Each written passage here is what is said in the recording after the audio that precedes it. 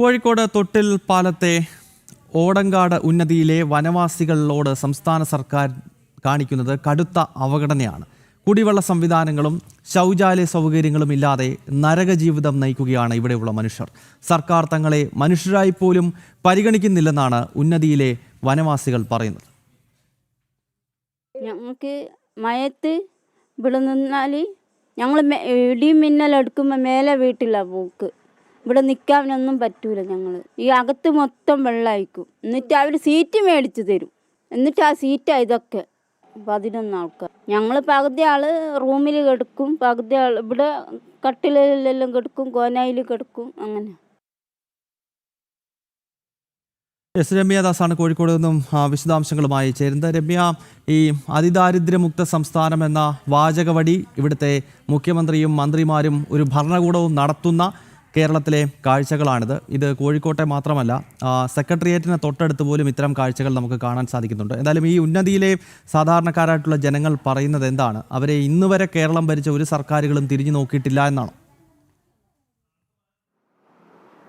തീർച്ചയായും ഗൗതം, ഇത് തന്നെയാണ് അവർ പറഞ്ഞു വെക്കുന്നത്. കാരണം ഏറെ ദുരിതത്തിലാണ് ഇവരുടെ ജീവിതം. ഏകദേശം 50 വർഷം പഴക്കം ചെന്ന വീടുകളാണ് ഈ ഉന്നതിയിലുള്ളത്.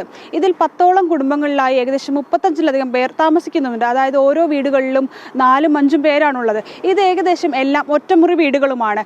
പക്ഷേ ഇവിടുത്തെ ഏറ്റവും ദുരിതപൂർണമായ അവസ്ഥ എന്താണെന്ന് പറഞ്ഞാൽ ഈ വീടുകളെല്ലാം ചോർന്നൊലിക്കുന്ന അവസ്ഥയിലാണ്. മഴ പെയ്താൽ ഈ വീട്ടിനകത്തെല്ലാം വെള്ളമാണ്.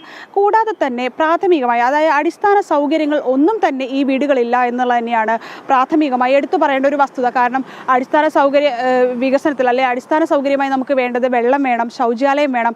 എന്നാൽ ഇതൊന്നും തന്നെ ഈ വീടുകളിലൊന്നും തന്നെ ഇല്ല. കാരണം കുടിവെള്ളം വല്ലപ്പോഴും മാത്രമാണ് ഇവർക്ക് പഞ്ചായത്തിൽ നിന്ന് ലഭിക്കുന്നത്. അതായത് കുടിവെള്ള ജലവിതരണ പൈപ്പ് കണക്ഷൻ എല്ലാം എല്ലാ വീടുകളിലും എത്തിച്ചെന്നും അല്ലെങ്കിൽ അത്തരത്തിലുള്ള അടിസ്ഥാന സൗകര്യങ്ങൾ എല്ലാ വീടുകളിലേക്കും നൽകിയെന്നെല്ലാം സംസ്ഥാന സർക്കാർ വീമ്പ് പറയുമ്പോൾ ഇത്തരത്തിൽ വളരെ ദുരിതപൂർണമായി കുടിക്കാൻ വെള്ളം പോലും ഇല്ലാത്ത അവസ്ഥയിൽ കഴിയുന്ന ഒരു 35ലധികം പേരാണ് ഈ ഉന്നതിയിലുള്ളത്. 10 കുടുംബങ്ങളിലായിട്ടാണ് ഇവരെല്ലാം താമസിക്കുന്നത്. പക്ഷേ മഴ പെയ്താൽ ആണെങ്കിൽ ഇവരുടെ വീടിനകത്തെല്ലാം വെള്ളമാണ്. രാത്രിയിൽ കിടന്നുറങ്ങാനോ ഇടിയും മിന്നലും എല്ലാം ഉണ്ടാകുമ്പോൾ അത് പേടി കൂടിയാണ് ഓരോ രാത്രിയും ഇവർ കഴിഞ്ഞു പോകുന്നത്.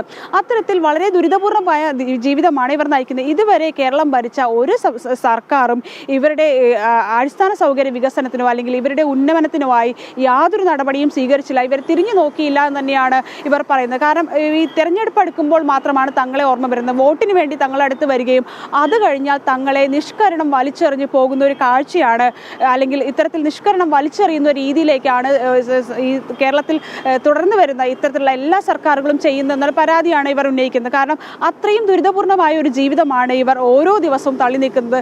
കൂടാതെ ഏറ്റവും പ്രധാനപ്പെട്ട ഒന്നാണ് ശൗചാലയം. ഇതും ഇവിടെ ഇല്ല. കാരണം അടുത്തുള്ള ഒരു ശൗചാലയത്തിലാണ് ഒരു കുടുംബത്തിലെ അല്ലെങ്കിൽ 10ലധികം ആളുകൾ ഒരു ശൗചാലയമാണ് ഉപയോഗിക്കുന്നത് എന്ന് പറഞ്ഞാൽ തന്നെ അതിൻ്റെ ഒരു ദുരിതം നമുക്ക് മനസ്സിലാക്കാൻ സാധിക്കും. അത്തരത്തിൽ വളരെ ദുരിതപൂർണമായ ഒരു കാര്യത്തിൽ സ്വീകരിക്കുന്നില്ല എന്നുള്ളത് തന്നെയാണ് ഉയരുന്ന ഒരു പരാതി ഉള്ളത്. കാരണം ദാരിദ്ര്യമുക്ത കേരളമാണ് അല്ലെങ്കിൽ ദരിദ്രരില്ല എന്ന് സംസ്ഥാന സർക്കാർ കഴിഞ്ഞ കാലങ്ങളിലെല്ലാം വീമ്പ് പറയുന്നതാണ്. പക്ഷേ ഇത്തരത്തിൽ സംസ്ഥാനത്തിന് വിവിധയിടങ്ങളിൽ, ഇത് കോഴിക്കോട് ഒരൊറ്റപ്പെട്ട സംഭവമല്ല, ഈ പലയിടങ്ങളിലായി പല ജില്ലകളിലും പലയിടങ്ങളിലായി ഇത്തരത്തിൽ ദുരിതപൂർണമായ ജീവിതം നയിക്കുന്ന ആളുകൾ നിലവിൽ ഇന്നും സംസ്ഥാനത്തുണ്ട് എന്നുള്ളതിൻ്റെ തെളിവ് തന്നെയാണ് ഈ ഉന്നതിയിലെ കുടുംബങ്ങളുടെ ദുരിത ജീവിതം.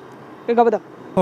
ഓക്കെ രമ്യ, എന്തായാലും ഉന്നതിയിലെ സാധാരണക്കാരായ ജനങ്ങളുടെ ദുരിത ജീവിതത്തിൻ്റെ കാഴ്ചയാണ് നമ്മൾ കണ്ടത്.